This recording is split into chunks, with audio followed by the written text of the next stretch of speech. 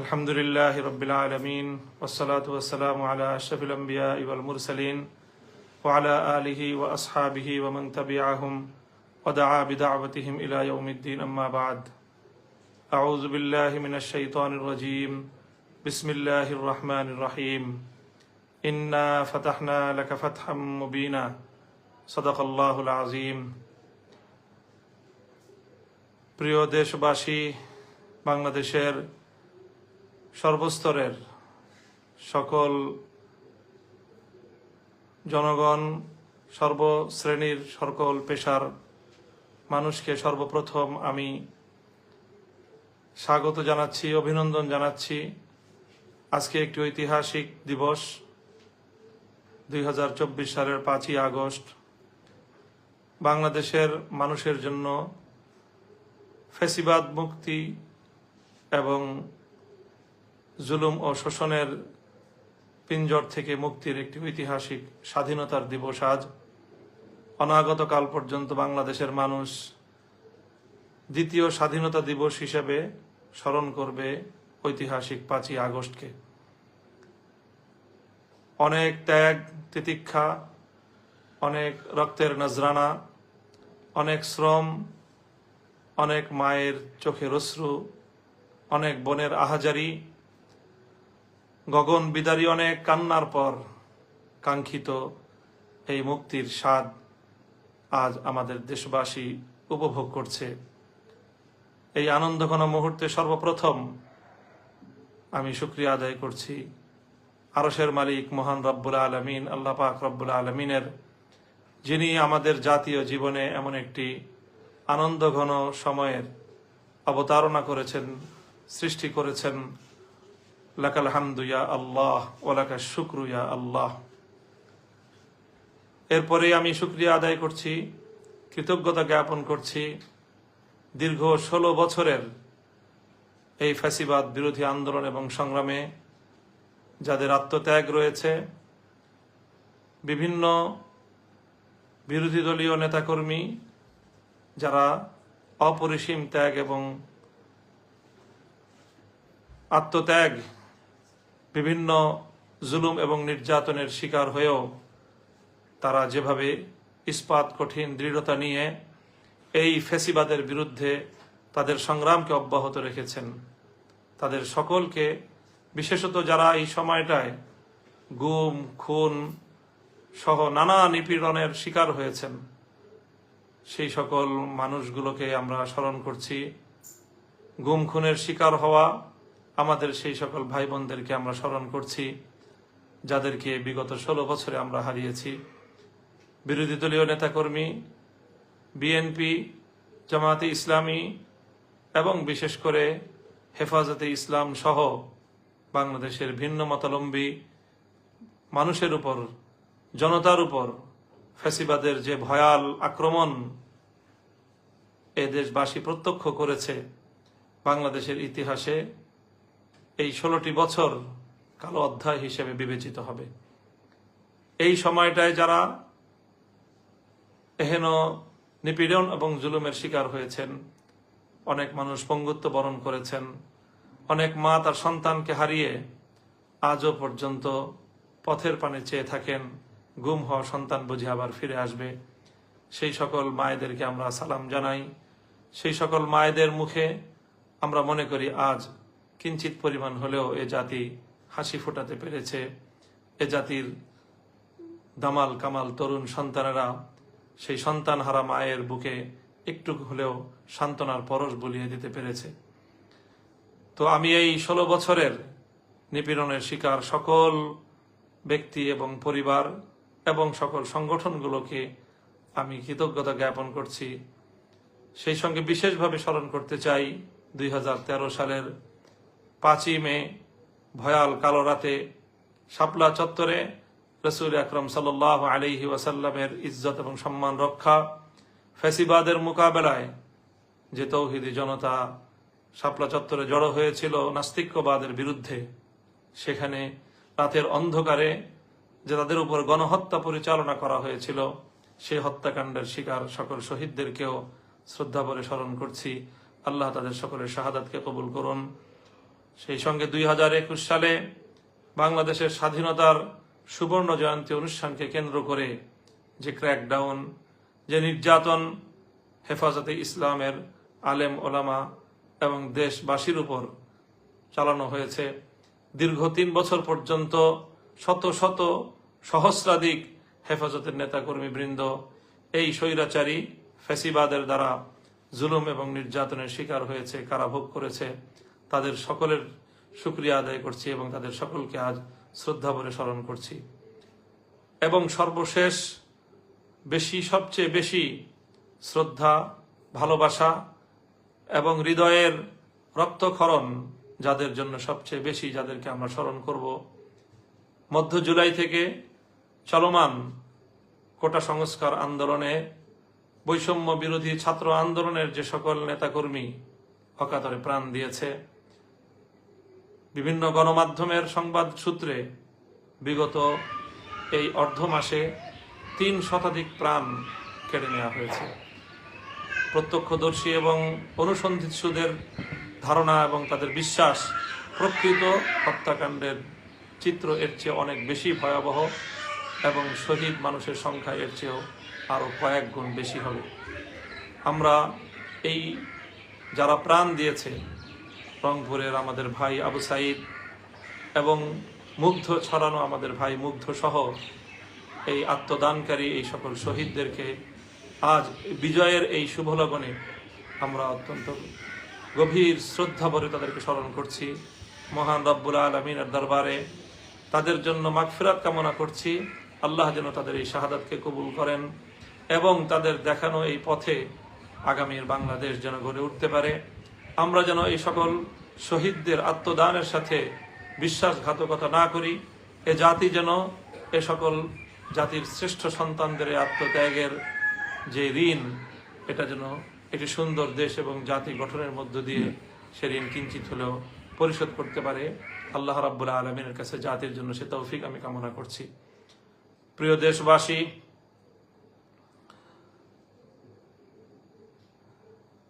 এই আন্দোলনে দেশের সকল ছাত্র জনতা যেভাবে সম্পৃক্ত ছিল, পাবলিক বিশ্ববিদ্যালয়, প্রাইভেট বিশ্ববিদ্যালয়, কলেজ, স্কুল লেভেল সহ এই সকল শিক্ষা প্রতিষ্ঠানের ছাত্রছাত্রীরা যেভাবে তারা জীবনের মায়া ত্যাগ করে সত্যকে প্রতিষ্ঠার জন্য, বৈষম্যকে উৎখাত করে একটি ন্যায় ও সাম্যপূর্ণ জাতি গঠনের লক্ষ্যে তারা যেভাবে মাঠে নেমে এসেছিল, আমার এই স্কুল, কলেজ, বিশ্ববিদ্যালয় পড়ুয়া শিক্ষার্থীদের সাথে কাঁধে কাঁধ মিলিয়ে আমাদের বাংলাদেশের টেকনাফ থেকে তেতুলিয়া পর্যন্ত মাদ্রাসা শিক্ষার্থীরাও তাদের ভাইদের সাথে সংহতি প্রকাশ করে তারা মাঠে ময়দানে ভূমিকা পালন করেছে।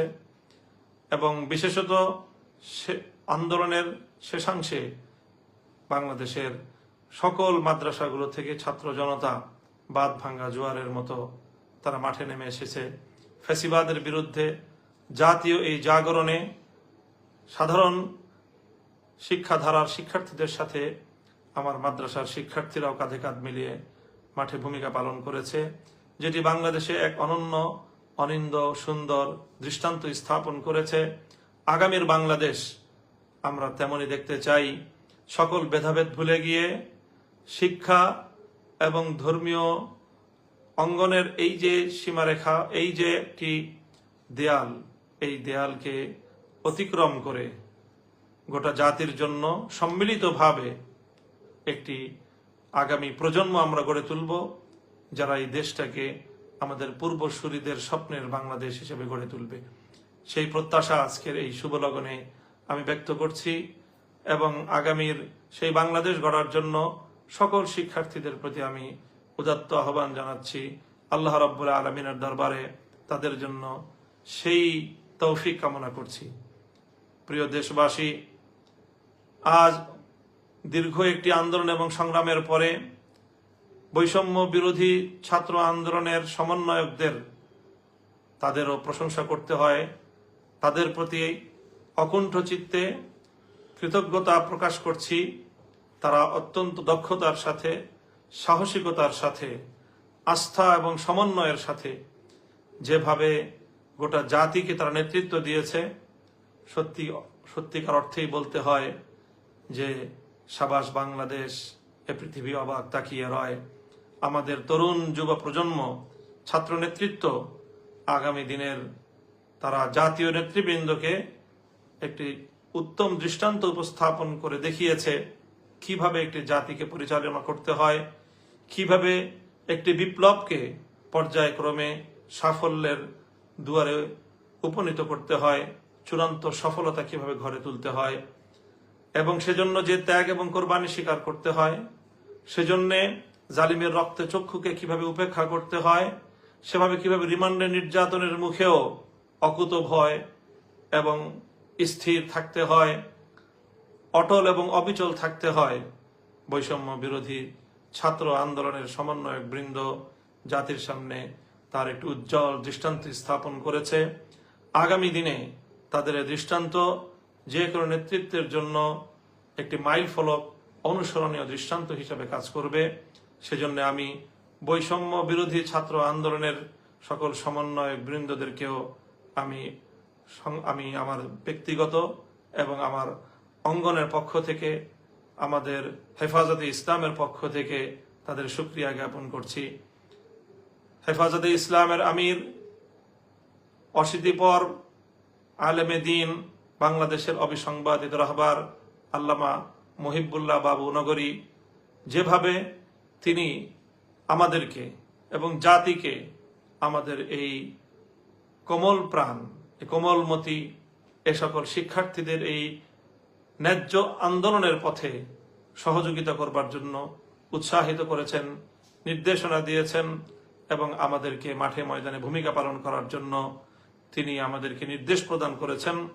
সেজন্য আমির হেফাজত সহ হেফাজত নেতৃবৃন্দকেও আমরা শুকরিয়া জ্ঞাপন করছি। অন্যান্য ইসলামী অঙ্গনের অনেকে, ইসলামী আন্দোলন বাংলাদেশের নেতৃবৃন্দ এক্ষেত্রে অগ্রণী ভূমিকা পালন করেছেন। আমরা তাদেরও জাতির পক্ষ থেকে শুকরিয়া আদায় করছি। অনেক ত্যাগ এবং কোরবানির পর সর্বশেষ আজ 5ই আগস্ট জাতির সেই বহু কাঙ্ক্ষিত বিজয়ের দিনটি এলো। অত্যন্ত দুঃখ এবং ভারাক্রান্ত হৃদয় নিয়ে বলতে হয়, এই দিবসের চূড়ান্ত বিজয় আসার ঠিক পূর্ব মুহূর্তেও গতকালকে যে অনাকাঙ্ক্ষিত আরো প্রায় শতাধিক প্রাণহানির যে ঘটনা ঘটল, এই ঘটনা আসলেই না ঘটালেও চলতো। যারা ক্ষমতার মসনদকে আঁকড়ে ধরে রাখার যে এক জেদ, যে জেদ মানুষকে কোন পর্যন্ত তার অধোগতি হতে পারে, কোথায় পর্যন্ত তাকে নিচে নিয়ে নামাতে পারে, আমাদের এই সদ্য বিদায়ী ফ্যাসিবাদী স্বৈর শাসকের পতন থেকে আমরা মনে করব যে আগামী দিনের শাসকবর্গ শিক্ষা গ্রহণ করবে। তাদের জন্য এর চেয়ে অনেক উত্তম পথ খোলা ছিল। জাতির কাছে তারা যদি আত্মসমর্পণ করত, সময় থাকতে তারা যদি জাতির প্রাণহানির আত্মঘাতী পথে পা না বাড়িয়ে যদি জাতির সাথে, জাতির আগামী দিনের তরুণ সন্তানদের সাথে যদি তারা সমন্বয় এবং তাদের কাছে যদি তারা আত্মসমর্পণ করার একটু মানসিকতা লালন করত, তাহলে আজ তাদের এই করুণ পরিণাম বরণ করতে হতো না। আমি আগামী দিনের রাষ্ট্রনায়ক নেতৃবর্গকে এই পতনের করুণ ইতিহাস থেকে শিক্ষা গ্রহণ করার জন্য সকলের প্রতি উদাত্ত আহ্বান রাখছি। প্রিয় দেশবাসী, আজ যখন স্বৈরশাসীর পতনের বিদায় ঘণ্টা বেজে গেল, এদেশের মানুষ স্বতঃস্ফূর্তভাবে কিভাবে তাদের যে ক্ষোভের বহিঃপ্রকাশ ঘটিয়েছে, গণভবন থেকে প্রধানমন্ত্রীর কার্যালয়ের প্রতিটি ইঞ্চিতে এদেশের মানুষ দীর্ঘ 16 বছর পর যেন তাদের মালিকানার অধিকার ফিরে পেয়েছে, বাঁধ ভাঙ্গা উচ্ছ্বাস এবং বিজয় উল্লাসে আজকের রাজধানী ঢাকা সহ গোটা বাংলাদেশের এই চিত্র বাংলাদেশের মানুষের জন্য আল্লাহ রাব্বুল আলামিনের পক্ষ থেকে এক মহান নিয়ামত এবং আল্লাহর পক্ষ থেকে অনেক বড় একটি কৃপা এবং রহমত হিসেবে আমরা বিবেচনা করছি। আল্লাহ রাব্বুল আলামিনের কাছে গোটা দেশবাসীকে আমি এই মহান বিজয় উপহার দেওয়ার জন্য শুকরিয়া আদায় করতে গোটা দেশবাসীর প্রতি আমি আহ্বান জানাচ্ছি। সকল দেশবাসীকে বলবো, আজ রাতে আপনারা সম্ভব হলে সকলে 2 রাকাত সালাতুশ শুকর আদায় করবেন, আল্লাহ রাব্বুল আলামিনের দরবারে সিজদায় পড়ে শুকরিয়া আদায় করবেন এবং আগামীর বাংলাদেশ যেন সুন্দর সমৃদ্ধিময় একটি বাংলাদেশ হিসেবে গড়ে উঠতে পারে, সেজন্য আল্লাহ রাব্বুল আলামিনের কাছ থেকে আমরা সাহায্য এবং তৌফিক কামনা করব। সেই আহ্বানও আমি জাতির কাছে রাখছি। আজ যখন স্বৈরশাহীর, আজকে যখন ফ্যাসিবাদী সরকারের পতন চূড়ান্ত হলো, তখন মাননীয় সেনাপ্রধান বাংলাদেশের বিভিন্ন রাজনৈতিক দলের নেতৃবৃন্দ এবং বিভিন্ন পেশাজীবী সহ নেতৃবৃন্দকে তিনি আহ্বান করেছিলেন পরিস্থিতি আগামীতে করণীয় বিষয়ে পরামর্শ করার জন্য। সেখানে অন্যান্যদের সঙ্গে আমিও আহত ছিলাম এবং সেনাপ্রধানকে আমরা পরামর্শ দিয়েছি। সেনাপ্রধান আমাদের পরামর্শ গ্রহণ করেছেন এবং তিনি জাতির উদ্দেশ্যে বক্তব্যের মাধ্যমে প্রধানমন্ত্রীর পদত্যাগের বিষয়টি নিশ্চিত করেছেন। সেই সঙ্গে আগামী দিনের কার্যক্রম পরিচালনার ক্ষেত্রেও তিনি আমাদের কাছে সহযোগিতা কামনা করেছেন। এরপরে আমরা সেনাপ্রধান সহ বঙ্গভবনে মহামান্য রাষ্ট্রপতির সঙ্গে সাক্ষাৎ করেছি এবং রাষ্ট্রপতির সঙ্গে বিভিন্ন পেশাজীবী এবং রাজনৈতিক নেতৃবৃন্দ সহ বিরোধী দলীয় সকল রাজনৈতিক নেতৃবৃন্দ সেখানে উপস্থিত ছিলেন, প্রতিনিধিবৃন্দ। মহামান্য রাষ্ট্রপতির সভাপতিত্বে বা তার নেতৃত্বে সেখানে বৈঠক অনুষ্ঠিত হয়েছে এবং আগামী দিনের জরুরি কিছু করণীয় বিষয়ে আমরা একমত হয়েছি। জাতির উদ্দেশ্যে সেই বিষয়গুলো ইতিমধ্যে আমরা বর্ণনা করেছি, আবারও বলছি যে সেখানে রাষ্ট্রপতি সহ 3 বাহিনীর প্রধান, সেনাবাহিনী, নৌবাহিনী এবং বিমান বাহিনীর প্রধান সহ সামরিক ঊর্ধ্বতন কর্মকর্তাগণ, বিএনপি, জামায়াতে ইসলামী, জাতীয় পার্টি সহ অন্যান্য দলের নেতৃবৃন্দ এবং সিভিল সোসাইটির নেতৃবর্গ সহ অনেকেই সেখানে উপস্থিত ছিলেন এবং বৈঠকের শেষাংশে বৈষম্য বিরোধী ছাত্র আন্দোলনের সমন্বয়ক বৃন্দ কয়েকজন সেখানে অংশগ্রহণ করেছেন। পরবর্তী তাদের সঙ্গে আরো বিশদ বৈঠক হওয়ার সিদ্ধান্ত ছিল। সেখানে আজ যে বিষয়গুলো আমরা ঐক্যমতে পৌঁছেছি সে বিষয়গুলো জাতির জন্য জানা প্রয়োজন। আমরা সেখানে প্রথমেই এই বৈষম্য বিরোধী আন্দোলনে যে সকল মানুষের প্রাণ গিয়েছে, ছাত্র, শ্রমিক, কৃষক, নারী, পুরুষ, শিশু, যাদেরই প্রাণ গিয়েছে প্রায় 3 শতাধিক মানুষের, গণমাধ্যমের সূত্র অনুযায়ী এবং প্রত্যক্ষদর্শীদের ধারণা মতে আরো অনেক বেশি। সেই সকল আত্মদানকারী সকল শহীদানের জন্য শোক প্রস্তাব গ্রহণ করা হয়েছে এবং তাদের রুহের মাগফিরাত কামনা করে দোয়া মোনাজাত পরিচালনা করা হয়েছে। সেখানে ঐক্যমত পোষণ করা হয়েছে। সেনাপ্রধান এবং রাষ্ট্রপতি আমাদেরকে আশ্বস্ত করেছেন যে এই সকল হতাহত এবং এই প্রাণহানি, জানমালের অপূরণীয় ক্ষয়ক্ষতির জন্য যারা দায়ী, সকলের উপযুক্ত বিচার ব্যবস্থা করা হবে এবং কোনো অপরাধী পার পাবে না বলে তারা আমাদেরকে আশ্বস্ত করেছেন, কথা দিয়েছেন। আমরা তাদের কথার উপর আস্থা রাখতে চাই।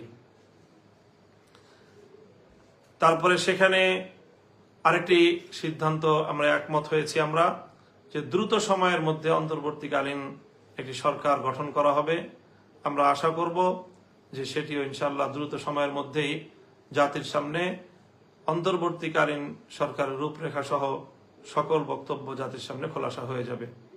সেই সঙ্গে এ বিষয়ে একমত হয়েছেন, রাষ্ট্রপতি আশ্বস্ত করেছেন যে বাংলাদেশের সাবেক প্রধানমন্ত্রী বেগম খালেদা জিয়া সহ বৈষম্য বিরোধী আন্দোলন চলাকালে বিগত প্রায় জুলাই মাসের শুরু থেকে হালনাগাদ বিরোধী দলীয় রাজনৈতিক নেতৃবৃন্দ, নেতাকর্মী, ছাত্র নেতৃবৃন্দ এবং যে সকল নিরপরাধ মানুষকে নির্বিচারে ব্যাপক হারে গণগ্রেফতার করা হয়েছে গত 1 মাস যাবৎ, তাদের সকলকেই 2-1 দিনের মধ্যেই মুক্তির ব্যবস্থা গ্রহণ করা হবে। সেনাপ্রধান নিজে এ ব্যাপারে আশ্বস্ত করেছেন, রাষ্ট্রপতি নিজে দায়িত্ব গ্রহণ করেছেন। সেই সঙ্গে সবচেয়ে গুরুত্বের সঙ্গে যে বিষয়টিতে আমরা একমত হয়েছি সেটি হলো এই বিজয়কে যেন কেউ কলুষিত করতে না পারে, অভূতপূর্ব জনতার এই বিজয়কে যেন কেউ কলঙ্কিত করতে না পারে, অনাহত অনাকাঙ্ক্ষিত আর কোনো ঘটনা যেন আমাদের জাতীয় জীবনকে আমাদের আঘাত দিতে না পারে, সে বিষয়ে আমরা সকলেই সজাগ থাকব। প্রিয় দেশবাসী, অনেক প্রাণহানি হয়েছে, দেশের জাতীয় অনেক স্থাপনা ধ্বংস হয়েছে, অনেক অপূরণীয় ক্ষয়ক্ষতি ইতিমধ্যে হয়ে গিয়েছে। আর কোনো ক্ষয়ক্ষতির ভার বহন করার সক্ষমতা আমাদের এই বাংলাদেশের নেই। সুতরাং দেশবাসীর প্রতি উদাত্ত আহ্বান জানাবো আমি যে আমাদের সকলেরই এখন দায়িত্বশীল ভূমিকা পালন করতে হবে। কোনো প্রতিহিংসা চরিতার্থ করার জন্য কারো উপর আঘাত করা যাবে না, কারো জানমালের ক্ষয়ক্ষতি করা যাবে না। এ বিষয়ে আমাদের সকলকে সোচ্চার থাকতে হবে। বিশেষত আমি দেশের আলেম সমাজ, ইমাম সমাজকে আমি বিশেষভাবে আহ্বান জানাবো যে আপনারা এ ব্যাপারে সোচ্চার থাকবেন এবং আপনারা সক্রিয় ভূমিকা পালন করবেন।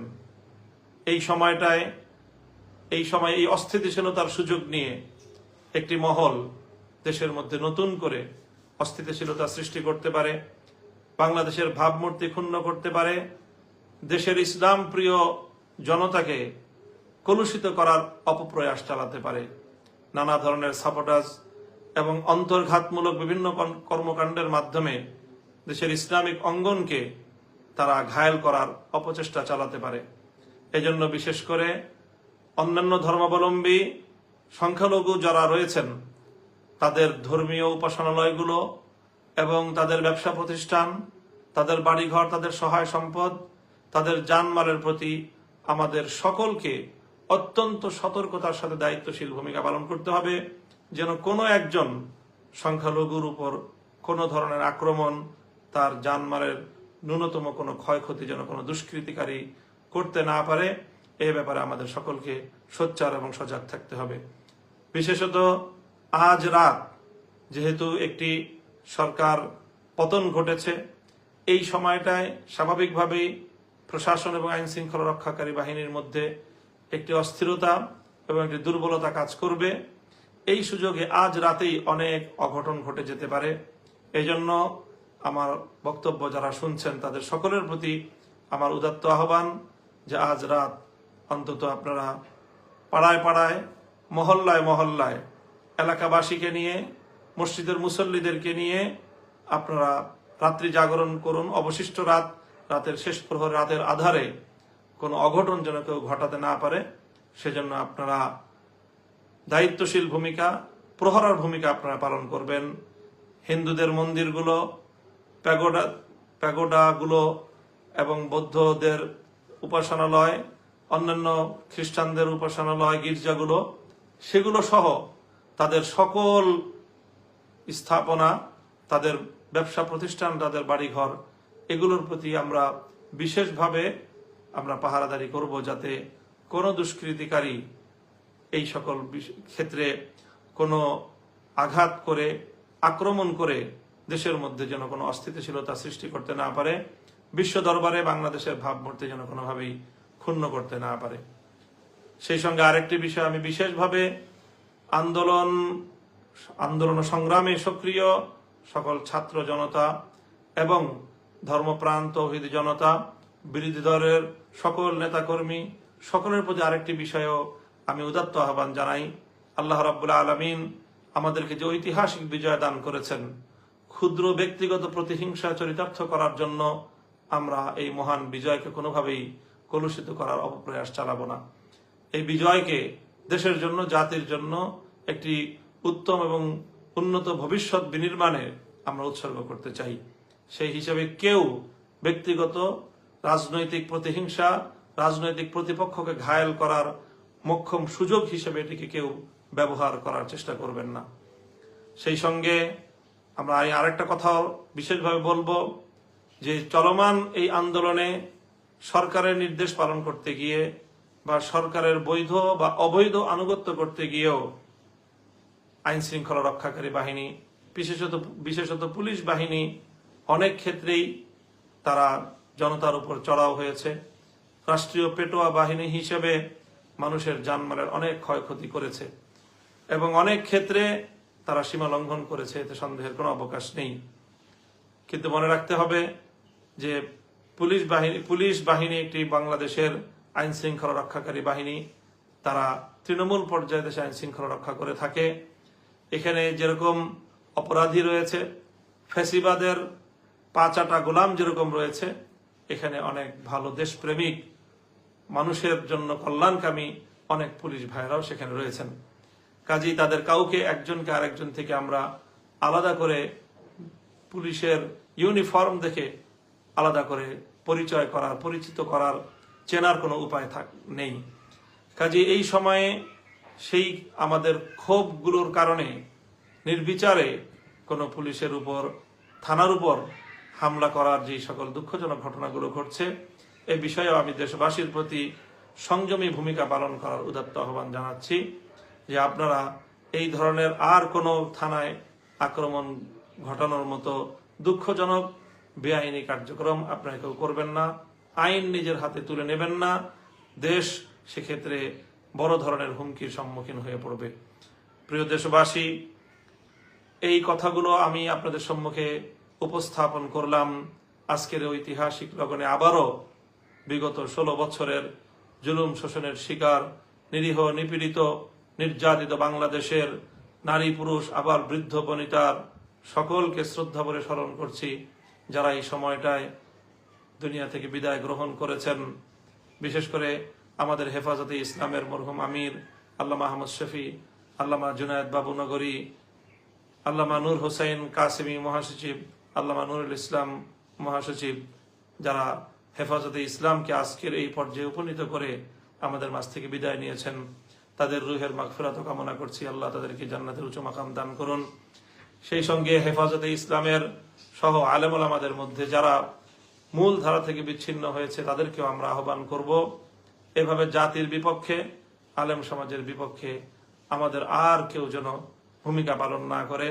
আজকের এই ঐতিহাসিক, এই অভূতপূর্ব বিজয়ের দিনে আমরা গোটা জাতির প্রতি অকুণ্ঠ চিত্তে তাদের প্রতি শ্রদ্ধা এবং শুকরিয়া জ্ঞাপন করছি।